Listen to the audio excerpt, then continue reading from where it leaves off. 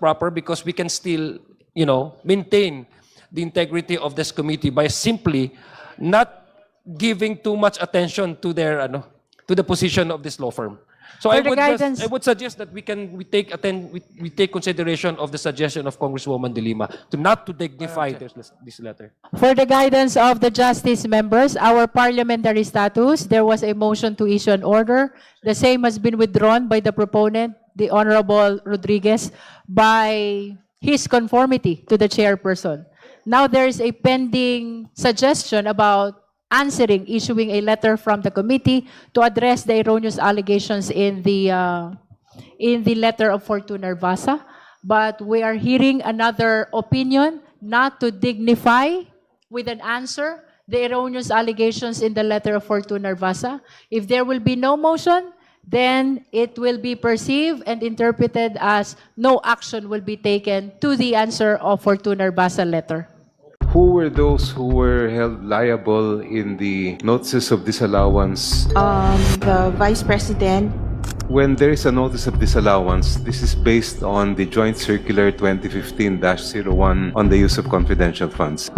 Hindi po na-comply ang requirements ng Joint Circular. And once a notice of disallowance is issued, there now gives rise to an obligation on the part of the persons responsible to restitute the amount. Is that correct? Yes, Madam Chair. So ang ibig po sabihin yan, ay sa mata ng COA, yung mga confidential funds na yon ay dapat ibabalik ng mga nabanggit yung opisyal beginning with Vice President Duterte dahil nga walang naging basehan sa kanilang paggamit.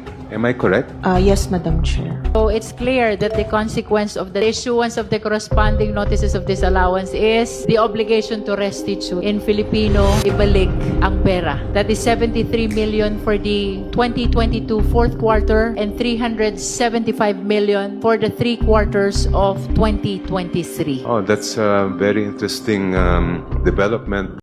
I admit that during PRRD's term as president, I served as a dummy for the transfer of large amount of money. These transfers were made through bank accounts that were opened under my name, which include but are not limited to the following: China Bank, Legazpi Village, Makati City; China Bank, Main Makati City; China Bank near the power station at Ayala, Makati City; PNB Makati Metropolitan Avenue Branch, Makati City; an unknown bank in Pasig City, Sirey Mudo. 26. On some occasions, PRD would call me to inform me that someone from the aforementioned bank would contact me to confirm a withdrawal or encashment of checks. There were also instances where PRD would instruct me to personally visit the said banks to pick up the money and bring it to Malacanang or to the designated individuals. I distinctly remember that PRD directed me on 3 separate occasions to pick up 100 million from a bank inside the mall in Lubao, Pampanga, which were all delivered to Malacanang. Happy birthday, Sir Ram. I wish you good health and happiness. On another incident, I was informed by PRRD that the 2 land bank managers' check which were to be delivered to one of our safe houses in Eastwood, Quezon City, in the amounts of 84,200,000 pesos and 4,800,000 pesos, respectively, were issued under my name. Copies of the 2 land bank managers' checks are hereby attached as annexes A and A-1. 25. However, I have never personally opened these accounts or appeared before the said banks to process any application in relation thereto. These were opened by people close to PRRD.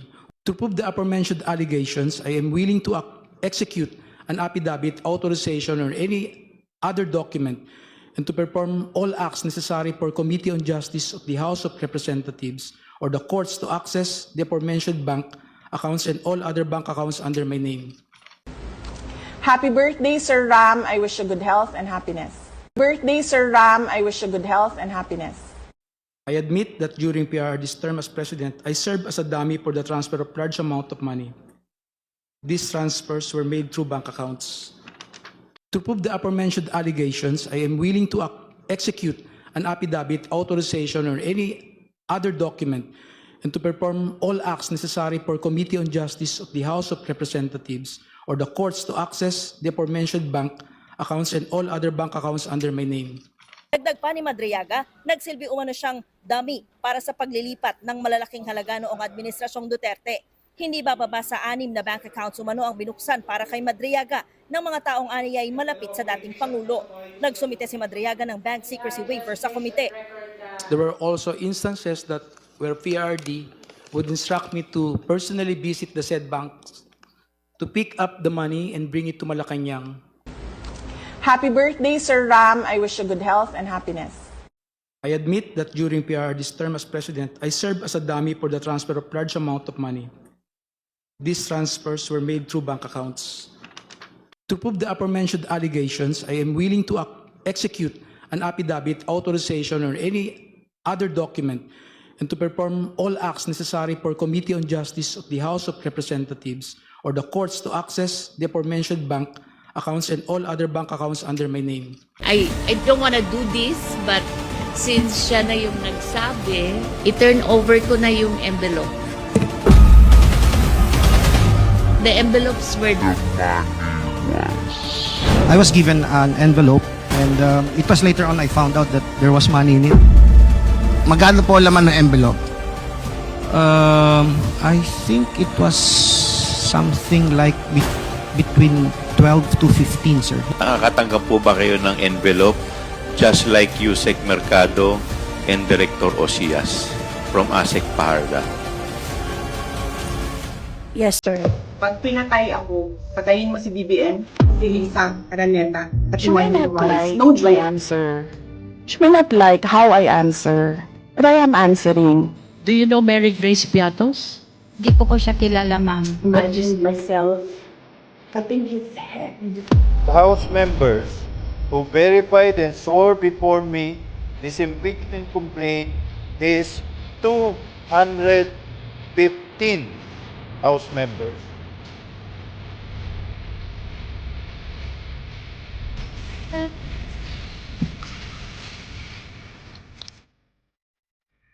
As far as I recall, ang dumaan sa akin ho ay laptops.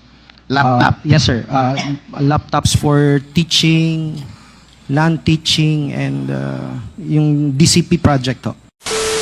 Ang nangyayari kasi dito, nagbibigay ng pera dun sa ilang mga matataas na opisyales sa DepEd para maging parte sila ng sindikato. Dahil nakakatanggap ka na ng suhol, ng sobre, tatahimik ka na doon sa mga anomalyang nangyayari.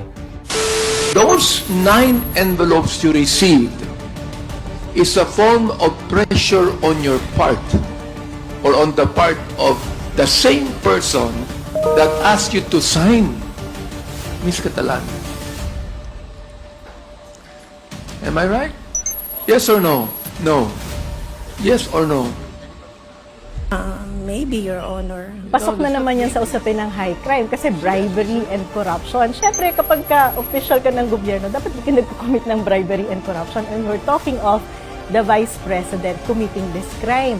At lumabas po yan sa hearing sa Kongreso na kung saan sinasabi na nagbibigay ng gifts or pera si Vice President sa mga opisyales ng DepEd na may koneksyon sa procurement. Tama po bang sabihin, ma'am, na yun pong regular monthly envelope which you later on found out contains 50,000 per envelope ay nag-umpisa lamang nung kayo na-appoint as head of procuring entity? As far, I'm still keeping those envelopes, so I would like to say yes. Kasama din sa articles of impeachment yung pinag-uusapan na pagre-rig or pagmamanipula ng procurement process para sa computerization program ng DepEd. So itong siguro ang papalakasin ng prosecution na ebidensya dyan ay yung paper trail. Have you ever asked, why are you being given an envelope? Yes, sir. I asked her. But What was the answer? it's just an allowance from the Vice President. Was that? It was just an allowance from the Vice President. The fact na nagbibigay ka ng regalo is already corruption eh. Bawal na bawal yun sa gobyerno. So alam mo na kapag nagbibigay ka ng regalo, alam mo na agad that you're trying to influence something.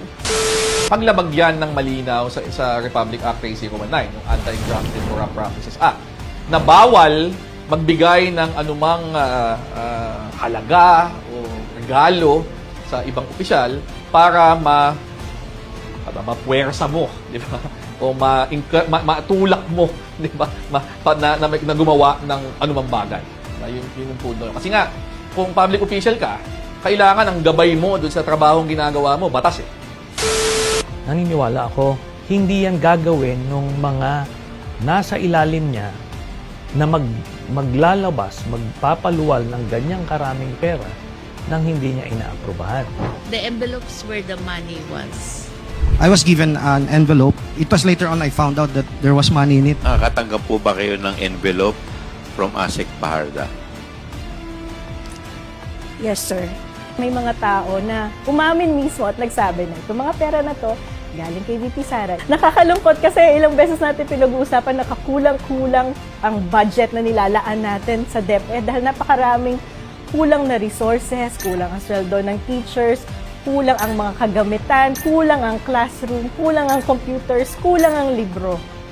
So kung napupunta pala sa korupsyon ang pera ng DepEd, hindi tayo magtataka kung bakit ganyan ang performance ng ating education sector, kung bakit ang mga 10 years old natin hanggang ngayon hindi marunong magbasa. Kung wala kang materyales para babasahin, walang libro na maaaring magamit ang mga teachers para magturo, magiging ganyan talaga yung performance ng ating education sector. At nakakalungkot kasi pag tinrace mo, sa kabila ng kakulangan ng resources, mayroon kang ganitong issue ng korupsyon. Do you swear to tell the truth, the whole truth, and nothing but the truth in this inquiry, so help you God? Ngayon, kung sasabihin niyang wala siyang kinalaman dyan at nangyayari lang yan, ginagawa ng mga tao na sa ilalim niya, kailangan sabihin niya yun dun sa korte na ang may kagagawan lang niyan ay itong kanyang mga assistant. Ilaglag niya yung mga tao niya. Kasi hindi mangyayari ito na hindi niya alam. Ngayon, kung sasabihin niya na hindi ko to alam pero nangyari, ibig sabihin mahina ka na isang secretary ng education kasi naiikutan ka lang. Ibig sabihin, nagpabaya ka sa iyong tungkulin bilang Secretary of Education. Ngayon, unfit ka pa rin to hold public office. Raise your right hand and repeat after me. I, please state your name. Ilabas yung katotohanan. Kasi sana ma-realize ang ating mga senador na itong responsibilidad na nakaatang sa kanila, inatang yan ng ating konstitusyon.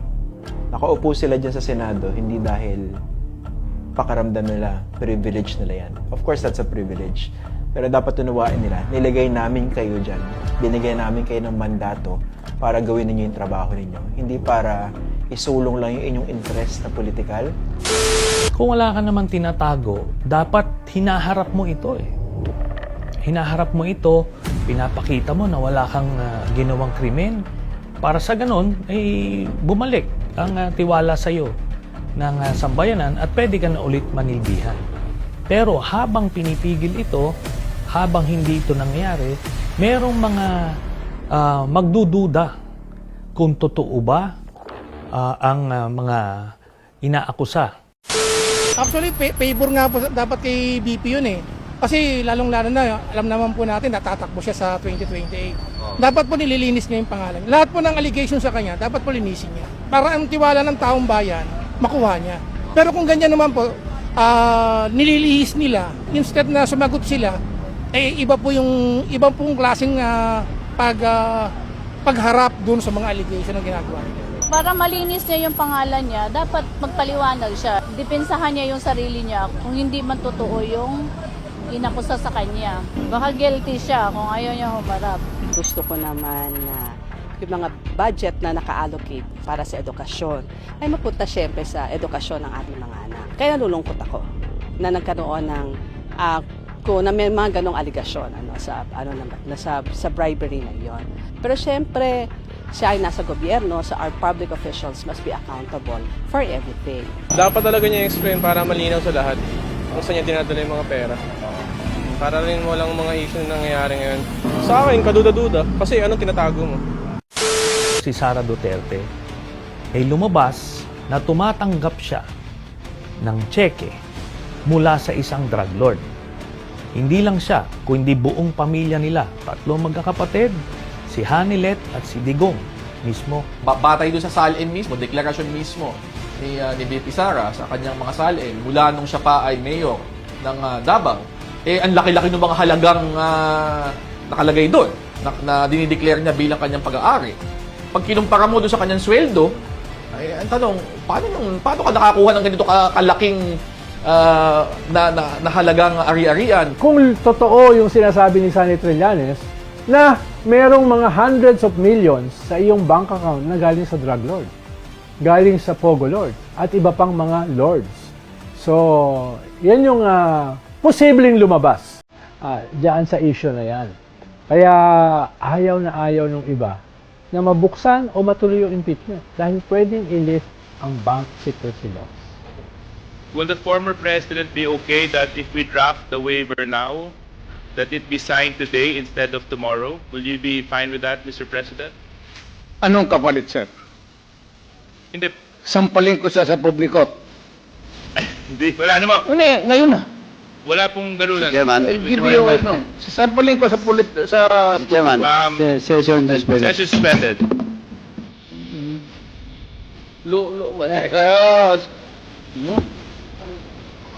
Kahit napakatatapang nila sa ibang bagay, pero pag sinabi mong, sige nga, pirma ka ng waiver, patunayan mo na mali ako, naduduwag, nababahag ang buntot nitong pamilya na ito.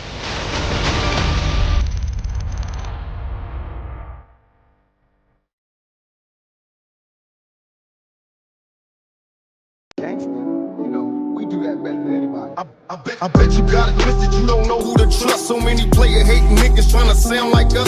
Say they ready for the front, but I don't think they know it. Straight to the depths of hell is where them cowards going. Well, all you still down, nigga, holler when you see me. And let these devils dissolve for the day they finally free me. I got a caravan of niggas every time we ride.